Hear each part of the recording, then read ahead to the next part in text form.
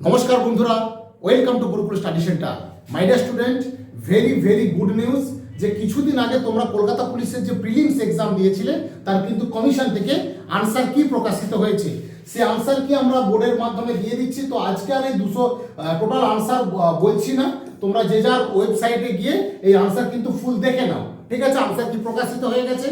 Main আরেকটা যে গুরুত্বপূর্ণ নিউজ আমি তোমাদের সামনে দিতে চলেছি, যে তোমরা অনেকেই বারবার মেসেজ করছো যে মেসেজটা যে তোমাদের ফাইনাল কাট অফ পুলিশের কত হবে। দেখো, একটা কথা প্রথমেই বলি যে তোমাদের 11,749 যে পোস্ট, 11,749 পোস্ট, সেখানের জন্য তোমাদের স্টুডেন্ট 60,170 জনকে তোমাদের কিন্তু ডেকেছে।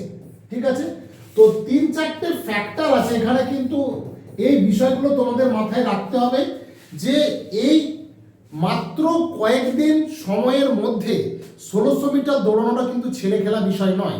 যারা দীর্ঘদিন সময় প্র্যাকটিস করছে তাদেরই কিন্তু এটা সম্ভব।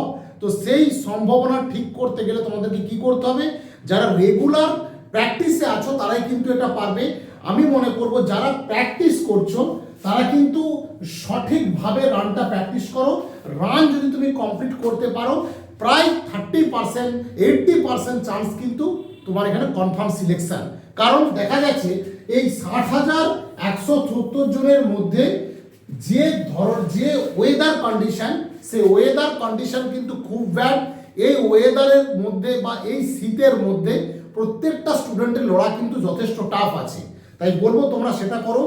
আর এখন আমি তোমাদের বলে দিচ্ছি যেটা, যে দেখো ইন্টারভিউ যেটা হয়, এই ইন্টারভিউয়ে কিন্তু তোমাদের যে মার্কস আছে, এভারেজ স্টুডেন্টদের এটা কিন্তু তোমাদের একটা মার্কস দেখা গেছে যে 7 থেকে 8-এর মধ্যে কিন্তু এভারেজ স্টুডেন্টরা পায় ইন্টারভিউতে। আর ম্যাক্সিমাম স্টুডেন্ট কিন্তু দেখা গেছে 10 থেকে 11।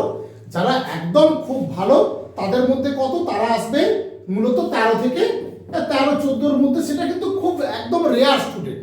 তো আমি বলবো এই যে 3টে ক্যাটাগরি আমরা বলেছি 7-8 নম্বর ইন্টারভিউয়ে, কারণ গতবারে যখন আমরা এই ইন্টারভিউ করিয়েছিলাম প্রচুর স্টুডেন্ট প্লাস আমাদের স্টুডেন্ট ছিল, তারা অনেকেই ইন্টারভিউ এখানে করে তারা ফাইনাল সিলেকশন হয়েছে। সেই ক্ষেত্রে আমরা দেখেছিলাম যে 7-8 এবং 10-11 13-14 এই নম্বরটাই কিন্তু দেখা গেছে মানে 10 থেকে এই 10-11-12-এর মধ্যে কিন্তু ম্যাক্সিমাম ছিল।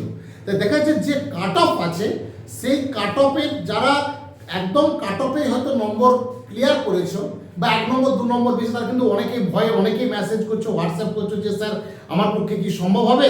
তো দেখো, এটা ভাবার দরকার নেই, তুমি মাঠটা ভালো করে করো। তুমি যদি ওই নম্বর থেকেও 12 নম্বর 13 নম্বর যদি ইন্টারভিউ তুলে দিতে পারো, দেখা যাবে এখানে সম্ভাবনা কিন্তু প্রচুর। কারণ এবারে কিন্তু মাঠটা যথেষ্ট ভাইটাল হতে চলেছে।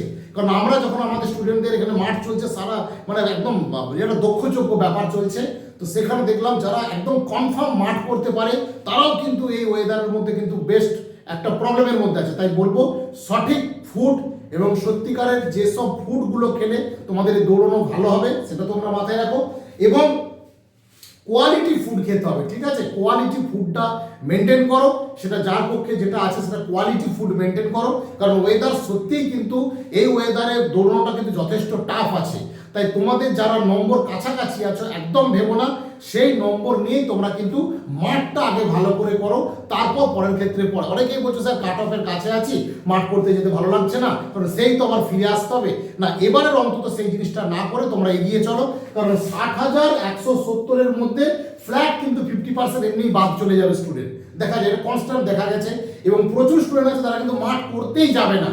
কারণ কিছু স্টুডেন্টকে আমিই তো চিনি ব্যক্তিগতভাবে, অন্তত মানে আমার তরফ থেকে বলছি, হয়তো সংখ্যার ক্ষেত্রে অনেকটা কম তারা, তা সত্ত্বেও বলছি অনেক কিছু যারা কিন্তু অন্যান্য পরীক্ষায় অলরেডি কিন্তু পাস করেছে, তারা এই মাঠেই যাবে না। তাই সেরকম দেখা যাবে প্রচুর স্টুডেন্ট মাঠে যাবে না এবং প্রচুর স্টুডেন্ট মাঠে কিন্তু কাটা যাবে। তাই যারা মাঠ পাস করতে পারবে, নম্বর কাছাকাছি আছো, তারা কিন্তু মাঠটাকে জোর দাও এবং সেখানে কনফিডেন্সটা রাখো, পরে ইন্টারভিউটাকে জোর দাও। কারণ আমরা এখানে ইন্টারভিউ প্রচুর করেছি, আমরা দেখেছি ইন্টারভিউ একটা ছেলে কিন্তু ভালো নম্বর তুলেছে, 13.5 নম্বর তুলেছে। তো তাদের কিন্তু তাদের মাঠ করলে কিন্তু তারা কিন্তু চাকরি পাওয়ার জন্য উপযুক্ত হয়ে যাবে। ঠিক আছে, প্রত্যেকে ভালো থেকো। এবং অবশ্যই কিন্তু কলকাতা কনস্টেবলের যে প্রিলিমসের রেজাল্টটা প্রকাশিত হয়েছে, প্রিলিমসের যে আনসার কি প্রকাশিত হয়েছে, সে আনসার কিটা কিন্তু তোমরা চেক করে নাও, না রেজাল্ট নয়, আনসার কি, বারবার বলছি আনসার কি। দেখো আনসার কি আমি তোমাদের বোর্ডেও দিয়ে দিয়েছিলাম, তো আজকাল পুরো এই আনসার কি নিয়ে আলোচনা করছি না, তোমরা ওয়েবসাইটে গিয়ে পুরো আনসার কিটা কিন্তু চেক করে নাও। ঠিক আছে, সবাই ভালো থেকো, সুস্থ থেকো এবং ভালোভাবে তোমরা যারা পাস করেছো মাঠটা প্র্যাকটিস করো।